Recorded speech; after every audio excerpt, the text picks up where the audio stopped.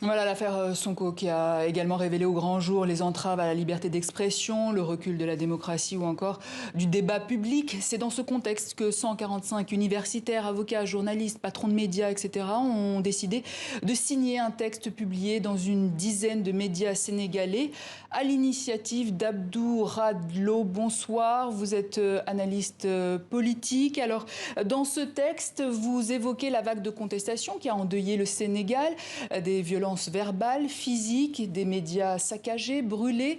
Comment en est-on arrivé là? Tout simplement parce que l'histoire politique du Sénégal est marquée par des épisodes et des soubresauts de Senghor à Macky Sall. Senghor a emprisonné son ancien ministre, son chef de gouvernement de l'époque en 62. Son successeur Abdou Diouf a emprisonné à plusieurs reprises son plus grand opposant Abdoulaye Wade. Wade lui-même, quand il est devenu président, a mis en prison son ancien premier ministre Idriss Seck. Macky Sall, depuis 2012, qu'il est à la tête de l'État, a eu à emprisonner donc Karim Wade et Khalifa Sall, qui parlait tout à l'heure dans votre élément. Donc, deux opposants qui pouvaient éventuellement être des candidats pour l'élection de 2024 pour lesquels on soupçonne qu'ils veuillent se représenter. Et donc, ce qui s'est passé cette fois-ci, ce qu'il y a de nouveau, c'est que le troisième élément, le troisième larron, Ousmane Sonko, a eu des mailles à partir avec la justice sur une accusation de viol. Donc, il a considéré que c'était un complot contre lui, donc a réussi à transférer l'aspect personnel et privé sur la sphère politique en disant que voici, je suis l'objet de notre complot du président Macky Sall pour m'éliminer comme potentiel candidat en 2024. Tout est parti de là, en fait. Donc, de cette longue histoire tourmentée politique au Sénégal. Mais alors, comment vous expliquez les violences qui ont eu lieu ces dernières semaines au Sénégal? Parce que cette affaire Sonko a été l'étincelle, si vous voulez, qui a mis le feu aux poudres, en fait. Parce que il faut considérer que le contexte aujourd'hui est assez compliqué avec la pandémie, la crise économique que cela entraîne. Beaucoup d'entreprises ont fait faillite, le secteur touristique est complètement impacté, les restaurants ne fonctionnent plus, il n'y a pas grand-chose qui fonctionne. Et le couvre-feu nocturne qui démarrait à 21h, ça faisait beaucoup de choses qui font que les frustrations enfouies au sein de beaucoup de Sénégalais, mais également la malgouvernance et ce que beaucoup de Sénégalais considèrent comme une justice aux ordres a fait que le feu a pris tout simplement avec cette histoire Sonko et la fameuse masseuse Adji Sarr. Donc, il n'est que le point, si vous voulez, névralgique qui a fait déborder le vase, pas plus que ça. Donc, beaucoup de Sénégalais ont exprimé au-delà de cette affaire Sonko un ras-le-bol globalisé sur la gouvernance, tout simplement. Mais qu'est-ce que vous dénoncez concrètement en matière de liberté d'expression, par exemple, aujourd'hui au Sénégal, qui serait entravée?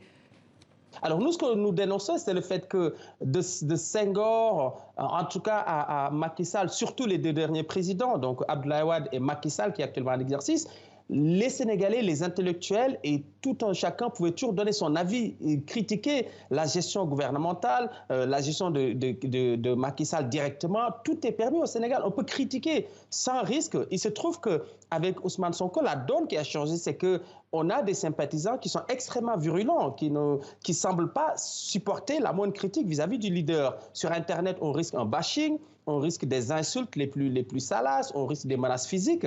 Et ça, pour nous, en tant qu'acteurs, observateurs de la vie politique, en tant qu'universitaires, ce n'est pas acceptable, tout simplement. Le Sénégal est un pays de démocratie, de dialogue, d'ouverture et de bouillonnement intellectuel. Ça a toujours été. Donc, il est inacceptable que certains refusent ce dialogue-là, que certains refusent la moindre critique vis-à-vis de leurs leaders qu'ils considèrent comme des attaques crypto-personnelles. Mais ce texte, vous avez pu l'écrire, c'est bien la preuve que vous pouvez librement exprimer votre opinion au Sénégal. Est-ce que vous risquez quelque chose aujourd'hui ? Heureusement qu'on a pu l'écrire parce qu'il faut tirer sur la sonnette d'alarme. Ce qu'on a observé, c'est que certains en sont arrivés à avoir peur d'aller répondre à des invitations dans les médias, à pouvoir s'exprimer dans les réseaux sociaux sans être envahis par des dizaines, des centaines d'insultes. Donc, on n'attend pas à ce qu'il y ait une censure pour se lever. C'est maintenant qu'il faut dire non, éduquer les gens, sensibiliser sur l'utilisation de l'outil des réseaux sociaux, tout simplement pour dire qu'on a une forte tradition de contradiction et de débat au Sénégal. C'est maintenant qu'il faut la sauvegarder. On ne peut pas attendre à ce que ce soit trop tard. Il faut tirer la sonnette d'alarme et c'est de notre responsabilité de dire chacun peut donner son avis, aussi divergent qu'il soit, mais dans le respect. Mais aujourd'hui, à qui la faute alors? Alors, la faute, premièrement, aux dirigeants politiques, hein, parce que c'est eux qui exacerbent les tensions. C'est à eux d'appeler au calme. Si vous voulez, les leaders religieux ont joué leur partition, ont appelé au calme, ont appelé tout le monde à revenir à la raison. C'est aux leaders politiques d'en faire de même.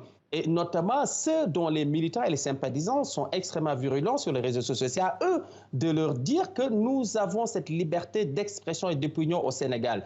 Tout combat politique est possible, mais que ça reste dans le cadre du respect et de la courtoisie dans le débat démocratique dans notre pays. Donc moi, je m'adresse directement aux leaders politiques, mais également à tous ceux qui interviennent sur les réseaux sociaux, sur Internet et dans le débat public en général. Des animateurs, des journalistes ont été menacés, insultés pour avoir donné leur opinion. C'est inacceptable dans notre pays. Le Sénégal a une longue tradition de liberté d'opinion et d'expression. Abdourad Lo, merci. Je rappelle que vous êtes analyste politique.